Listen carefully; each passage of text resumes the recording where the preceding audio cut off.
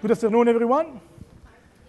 My name is Davide Scotti. I'm the HSC Culture Manager at SAIPEM and the General Manager of the Leadership in Health and Safety Foundation, a no-profit organization created by SAIPEM in order to share within the industry and the society our passion, knowledge, and innovation for safety leadership.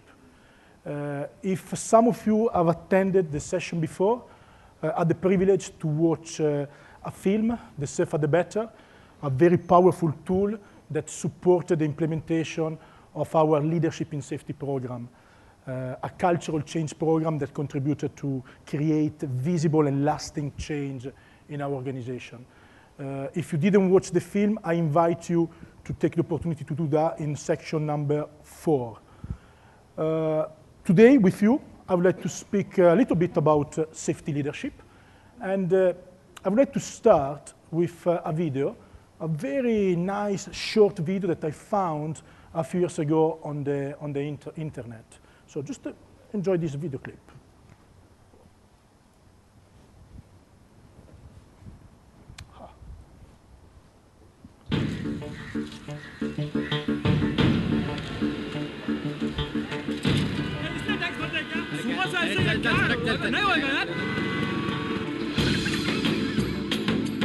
Sir आपके लिए उस पार car का इंतजाम किया है sir आइए sir ये चल चल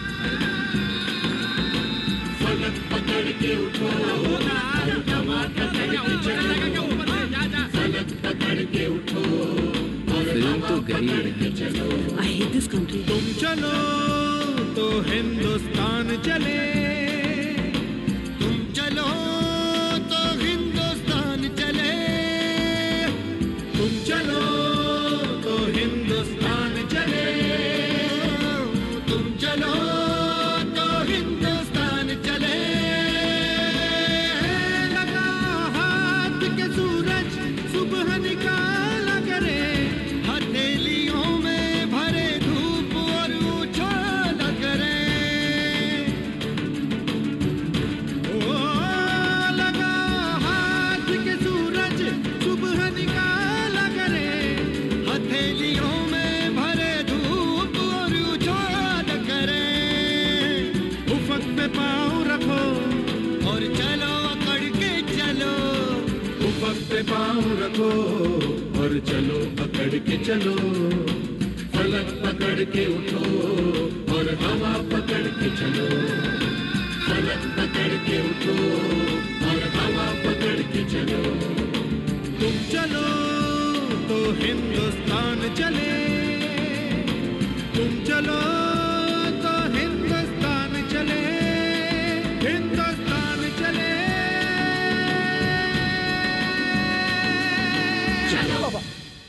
I really like this video clip, and I actually remember the first time I watched it a few years ago when a friend of mine came to me and said, Davide, you must watch this. And when I saw it the first time, I said, wow. Wow, because in this video, I found everything, anything we were working on at the time. I found teamwork, communication, leadership, courage, and above all, I found those 3 key ingredients that I think are fundamental for any success story: passion, courage, and innovation. And I think our industry today really needs a lot of passion, courage, and innovation if we want to move the performance of our industry to the next level. And of course, I'm talking about safety performance. And I think people like me, you, the leaders in this industry, the leaders of your organization, has a big responsibility in playing your part, injecting passion, courage, and innovation into your organization. Why do we need that? What is the tree that is across our road? And I think the problem that we have to face is given by this number. Do you know what this number is about? These are the people that today, while we are enjoying this fantastic event, these are the people that today in Europe have died or are going to die while they are working. And this is also the number of people who have died yesterday at work in Europe. And this is the number of people who will die tomorrow, and Thursday, and Friday. We don't know the names yet, but we know the numbers. And we know that by the end of the year, in Europe, there will be almost 4,000 people who will have lost their life at work. Just like last year, this is the number of people who have died last year. And when we talk about this, we're not talking about numbers. We're talking about people. People who have lost the most important things in their life, and families who have lost their husbands, their sons, their fathers, leaving devastating and permanent impact for the time being. And I think this is morally unacceptable, especially if we look at every single fatality, even in our industry, probably also in your organization, the one that I remember I was told in 2015. And all these accidents were absolutely preventable.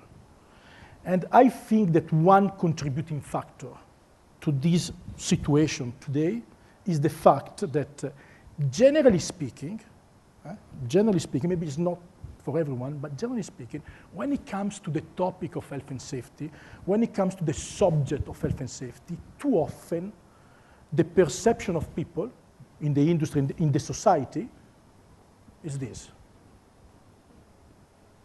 Too often when it comes to health and safety is perceived as a boring topic, health and safety is perceived as a cost by many managers, by many entrepreneurs, health and safety is perceived as something not comfortable to wear by too many employees and workers. And too often, health and safety is perceived as something that you just have to do because you're told to. And this perception contributes to create the problem that we have.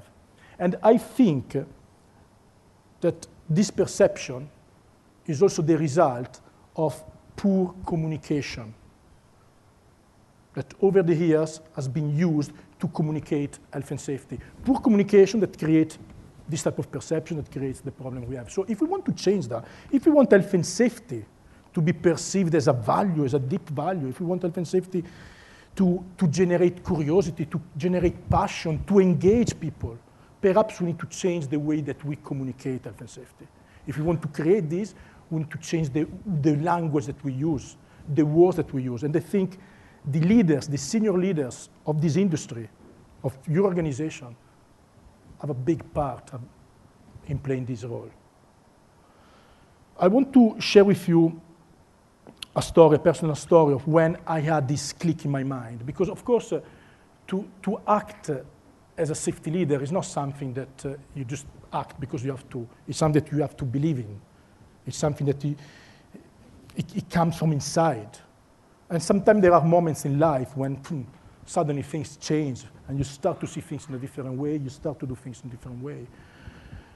To me, it happened 20 years ago. 20 years ago, I was 20 years old, and I was studying, but I was also working as a sales representative. I was selling fire extinguishers and safety signs. And that day, I was coming down from the hills that surround the place where I come from in Italy, Piacenza. I was in the hills around Piacenza. Coming down after a day spent looking for customers or looking for new clients. And it was late afternoon, springtime. I was driving with my Fiat Ritmo of the time. When in open countryside, at the end of the road, I can see two cars parked on the edge of the road with 3-4 people looking at something over the field. So I slow down to see what happened, and I can see that there just happened an accident. A car was capsized in the middle of the field, probably went off-road because of speed. So I stopped to get closer, and I see that the driver is entrapped into the car, injured, unable to move, screaming for help. And his passenger, his friend, probably was ejected out of the car during the incident, and now he was lying next to one side of the car, also injured and unable to move. The situation was dramatic, but the most dramatic thing was that the car started on fire. A fire started from the exhaust of the car. And people there were panicking because nobody had the courage to get closer to the car on fire, to give help to the two guys. And at the time, there were not too many mobile phones, so some people were running on the road to look for help. In that moment, I realized that I had a fire extinguisher in my car. I had a fire extinguisher because, it was since a few days that I also started to carry one with me. So I ran to open the boot of the car, take the fire extinguisher, and then I have the fire extinguisher, I have to use it, I have to do what I'd never done before. So I jumped into the field, and I did what you have to do. I managed to switch off the fire and basically saving the life of these two people. The situation calmed down, and then the emergency arrived, the police, the fire brigade arrived, and I will never forget what happened in that moment when from the fire brigade truck, a big man, a big fireman, older than me, bigger than me, in his beautiful uniform, came down and looking at this young guy with his trousers still dirty of mud and grass, with the fire extinguisher still in his hand, looking at me and understanding what just happened. He came to me without saying a word, just looking into my eyes. He get close to me and he put a hand on my shoulder. And with that hand in my shoulder, looking in the eyes, he just said one word. Thank you. Well, that word, that look, that hand created a shock inside me. Because in that moment in time, I understood what safety was really about. Because until then, also for me, safety was just a piece of legislation, something that you had to comply with. For me, until that time, safety was just something that you have to do, was something not so interesting, something boring. But at that moment, everything changed, because health and safety became a value, a very deep value that could have saved my life or the life of someone else. And especially in my mind entered a very powerful seed. The idea that there is not change unless there is personal involvement. And in some sort, I started to think that I had to put my hand on the shoulder of as many people as possible to allow them to see safety as a profound value as well. And this idea influenced my life, my professional life, influenced the last 20 years, and it took me where I am now. And when it comes to safety leadership, I think, again, it's very important that any leader of any organization really believes in the value of safety. I mean, safety leadership is not something that you do once and again, It's something that comes from inside. And I think it's very important, and something that I would like to share with you in the next few minutes. But what is the real difference between a leader and a safety leader? I mean, you're all leader of this organization. You are formal leaders. But what is the real difference between a leader, like many, and a safety leader? What is the difference between a leader that uses his leadership as a tool of power and a real leader who connects with people, who's perceived as an inspiring leader? And again, the difference comes in that key word I mentioned a few times today, values. Yeah, the safety leader values safety, but is emotionally engaged with people. But let's reflect on the word value. What are the values? Values can be defined as guiding principles that influence our decisions, our actions. And in literature, there is a distinction between two types of values: extrinsic values and intrinsic values. They're all important.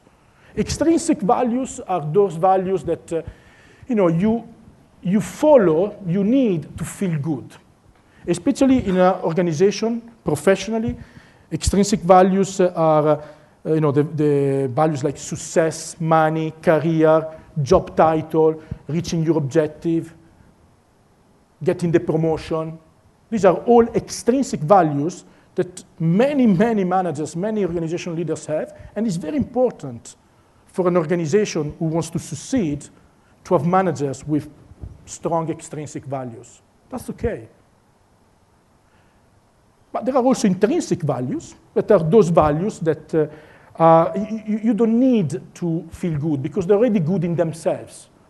Are these values that we tend to have more at a personal level. For example, honesty, loyalty, justice, health. You know, everybody has his own intrinsic values at home, with his family. Everybody has his own list, his own priorities. But the problem what is that when we go to work, perhaps with our car, and we park the car in the car park and we lock it to go to the office or to the site, it's like if we lock our intrinsic values into the car. And then we go to work and we are bombarded, literally, daily by extrinsic values. The pressure from the client, the pressure from the boss, the politics, the objective, the target, blah, blah, blah. And we lose the connection with those intrinsic values. And really, we reconnect with them when we go back to home, to our own families. And then we reconnect with our intrinsic values. But what is then the difference between a leader and a safety leader? A safety leader is a leader that with this awareness, with this understanding, he doesn't leave the intrinsic value into the car, but he carries with them also in the organizational environment, in the office, in the site, where the extrinsic values are much heavier. But bringing his intrinsic values with him, he finds a good balance between extrinsic and intrinsic values, connecting with the people around him, caring about their health and safety, welfare, just like he cares for the health and safety and welfare of the people at home. This is the big difference between a leader and a safety leader. A leader who really believes in the value of safety, and he manages to bring these values in the work site, connecting, caring about the people around him, even if he doesn't know everybody personally. And I really wish that anybody in this fantastic organization like Galp, I'm very impressed by what I'm seeing today and what I saw in the last 2 years since I'm in dialogue with some people in the organization. I really wish that everybody in the organization can play his part and develop his personal safety leadership to contribute to make this organization a safer and better place to be, and this industry, the industry where we work, a safer and better place to be, and why not the world that we're part of, a safer and better place to be for our future generation. And I really wish that everybody, all together, we can make a revolution based on love, passion for health and safety. So thank you very much for your attention, and enjoy the rest of the day.